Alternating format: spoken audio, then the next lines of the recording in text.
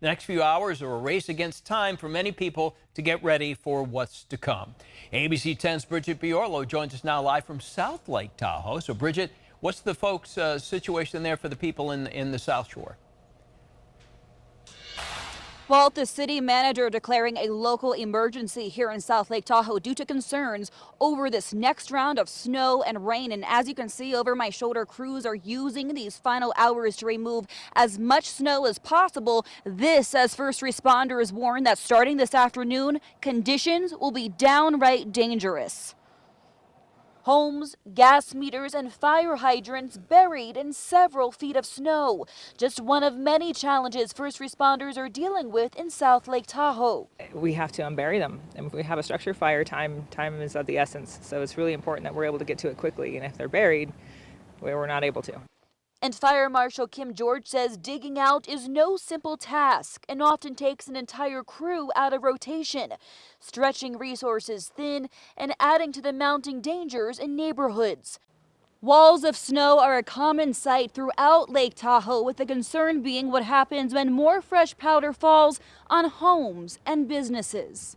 The weight of all this snow increasing the chances of rooftops collapsing. It's why homeowners and snow removal crews have been out in droves shoveling what they can while they can. It's a real challenge. First of all, the ideal roof in a snow community is steep, so it's difficult to be on the roof in the first place. So asking people who don't have that skill set, it can be dangerous. We've had a number of calls where people actually have fallen from the roof and been injured. Those living in the High Sierra are used to seeing snow, but not so much all at once. It has been definitely crazy. I've never seen this much snowfall my whole life living up here. Doors have stayed open here at Friel Per Coffee, but not everyone knows it. People can't see us from the highway anymore. We're completely buried. No one even knows we're here. So has that been impacting business? Yes, definitely. We're a lot slower sometimes because of the berms, for sure.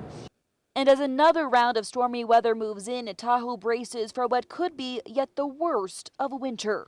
We'll be doing a little bit of upstaffing just to make sure that we have enough staff to respond to all the incidents, assuming it's as bad as it's going to be. We're hopeful that it won't be, but if so, we want to be prepared. We're very concerned.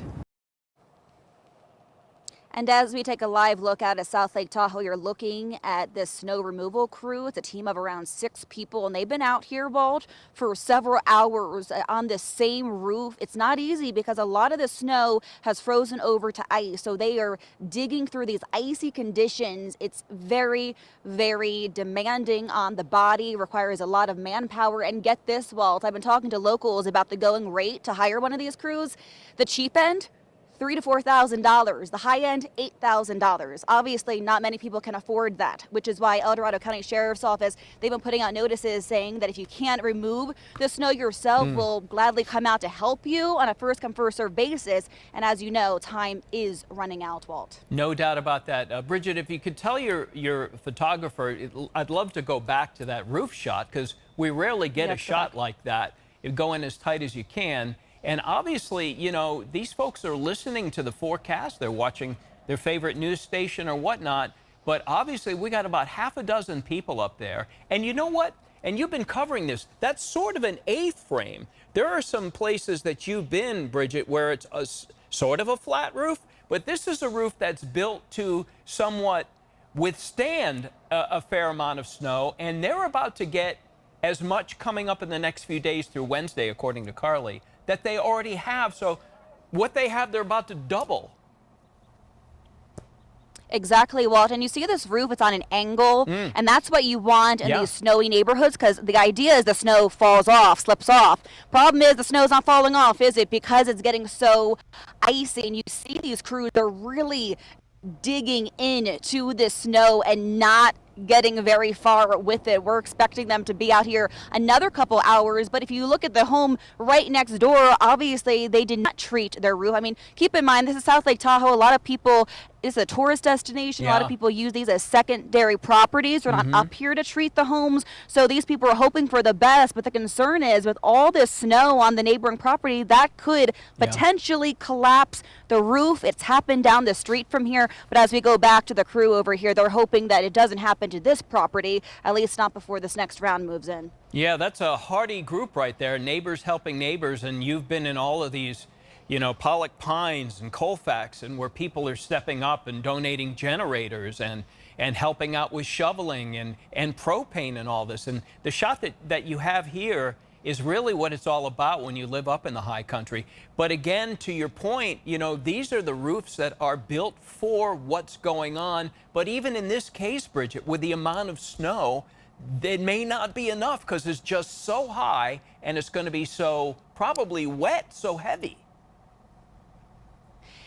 It is, Walt. We're expecting more snow up here, and also the concern is the rain. It's going to push all this out. It's also going to freeze over. And look at the icicles, Walt. That's another concern. These are giant icicles. If this falls on you, that could potentially be a dangerous, even deadly situation, as we've seen. So there are so many hazards in this area that people are really worried. That's why first responders are telling people to heed the warnings, hunker down, and just brace for the worst, because we don't really know what's going to happen here. Yeah, remarkable pictures. Thanks to you, Bridget, your photographer Mario as well. Come back safely, and if you don't need to go up to the high country, be careful if you do. Hopefully you got chains and four-wheel drive and a good vehicle. All right, Bridget, safe travels back. We thank you.